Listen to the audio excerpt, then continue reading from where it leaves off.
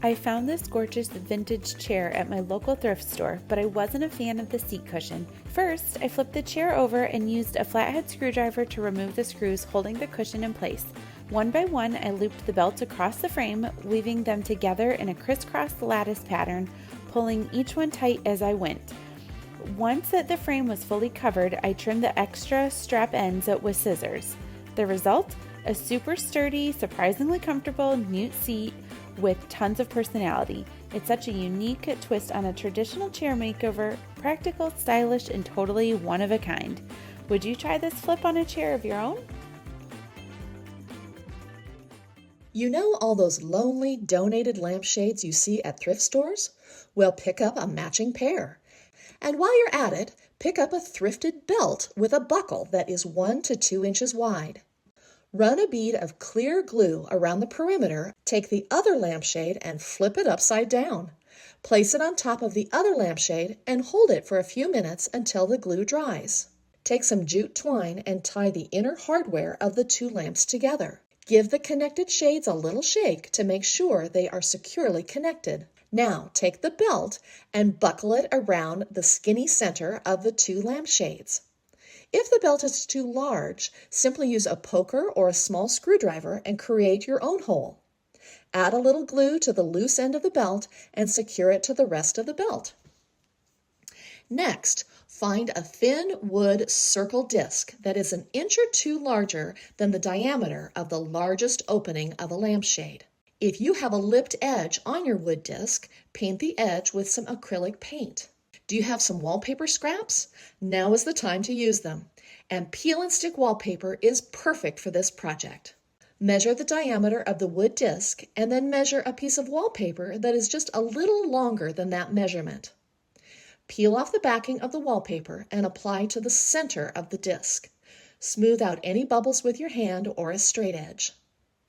Trim the excess wallpaper that is hanging over the edge of the disc with some scissors.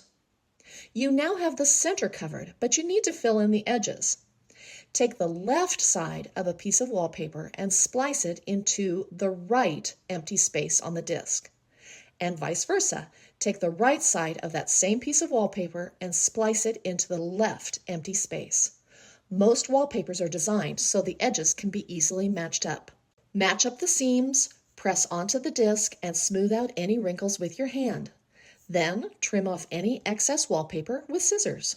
Last, place the wallpaper disc on the top of the lampshade base to create a brand new accent table. I found this TV table that's kind of in rough shape. I need to clean it up and sand down any of these rough edges and get a little bit of the shine off there so I can paint it. I'm also using this kind of outdated nightstand. I'm just going to use one of the drawers. I'll first need to take off the handle and the metal hardware on the side. I'm going to clean it up and get any of the residue off of it, sand it down a little bit, and get it ready for paint. I'm painting the folding table a soft gray with a matte finish. This is going to take a couple coats, so I'm just going to do a light coat for now, and then I'll come back and do another light coat. I'm giving the handle, which is kind of this mixture of wood and metal, a nice coat of a metallic bronze color. For the drawer, I am adding a white chalk paint. Because I am adding a light color over a dark color, this is going to take a couple of coats. Again, just using a really light coat, letting it dry for about 20 minutes, and then coming back and adding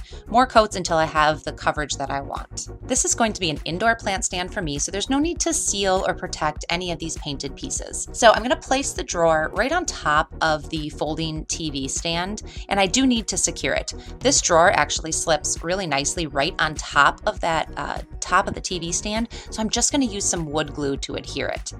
If you're making one of these at home, you may want to add some screws in depending on how the drawer fits on top of the stand. Now it is ready for plants. So the first thing I'm going to do here is take a thick plastic bag and I'm going to cut it down to size. This is going to line the bottom of the drawer. I want to be able to water my plants, and if any of that water comes out the bottom, it's not going to damage the wood in the drawer. And then the nice metallic hardware adds back on with just the 2 screws. Now it's time to add some plants. This is the fun part. I've gathered up a number of plants from around my house that are going to look really good together. This is a pretty deep drawer, and so I'm using some pieces that'll add some height. So I can put some larger plants in the back and some smaller ones in the front. That was a really simple and straightforward project, making a plant stand out of some thrifted furniture. I hope this inspired you to make one for your home.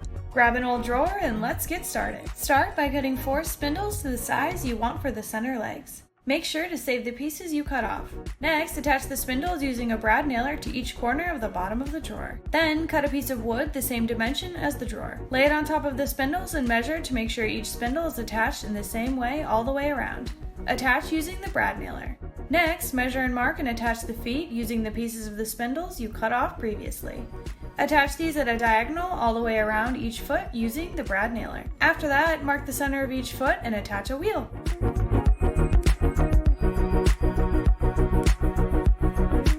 Then, remove the hardware from the drawer. Next, clean it with TSP.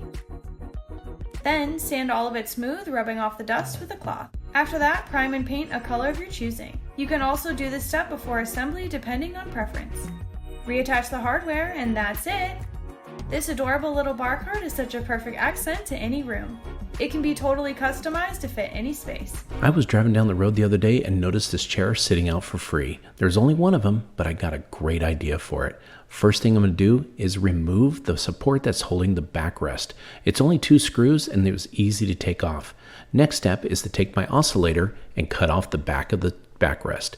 Then I'm going to use a drill and drill through where the seat was being held together. I'm going to pull this little plug out, but I want to leave the hole because I've got an idea for it.